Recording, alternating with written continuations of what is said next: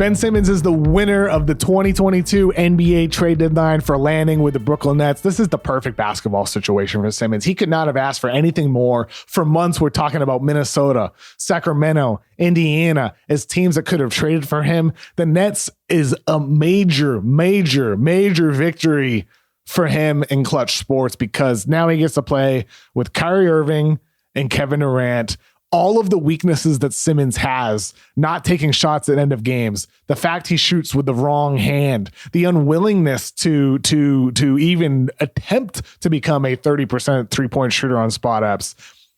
He doesn't need to do that for Brooklyn. He can slide into the Bruce Brown, Blake Griffin role with his all-NBA, multi-time all-star skill set. Finally, we're going to get to see Ben Simmons setting screens for a guard who can shoot off the dribble at an elite level in Kyrie Irving. We're going to see Simmons playing a Draymond-style role, screening, feasting on defenses in the short roll as a passer, driving to the basket and finishing inside. With Kevin Durant, if he screens for KD or KD screens for him, defenses are going to switch a ton of screens because they're both large. That's going to create mismatches for either Simmons on the post or KD anywhere on the court. So for Brooklyn now, I get really excited about Simmons here, but he's the big winner because KD and Kyrie overcome his shortcomings as a scorer in the half court and end game situations more than anybody he's ever played with. Joel Embiid made it work as well as he could. Embiid expanded his game, becoming a knockdown 3-point shooter for a big, expanded his game by becoming the best version of himself as an ISO scorer and as a post scorer and as a post passer for that matter. Embiid evolved. Simmons didn't. He stayed stagnant on offense.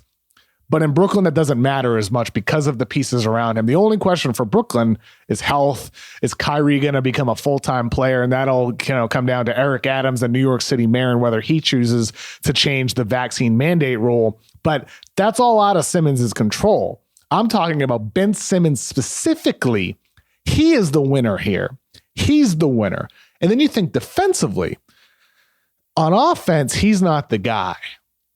He takes a back seat. Everybody focuses on offense. The pressure's off of him. But defensively, the Nets needed help. Nash's scheme is perfect for Simmons, who at 6'11" has the size to battle larger scorers and the speed to contain smaller guards. Simmons would become the face of their defense, which leans heavily on switching, a perfect match for him. The Nets switch on 30% of on-ball screens, which ranks as the 6th most frequently in the NBA according to Second Spectrum. It's one of the highest marks in the league, but lower than last season when Brooklyn switched on 41% of screens, the most frequent in the NBA.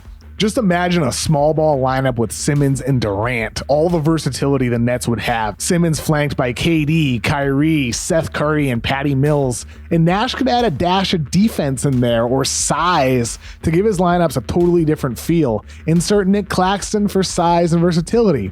Insert LaMarcus Aldridge for an interior presence. Put in Bruce Brown for a perimeter defense. And if Irving's out, then Simmons can take on a more significant offensive role. He can play with anybody on Brooklyn's roster, which is a rarity considering his limitations as a shooter. Like their tactics or not, agree or not with the decision to sit out and lose $20 million, when talking strictly about basketball, Clutch comes out a winner here with Simmons landing in Brooklyn.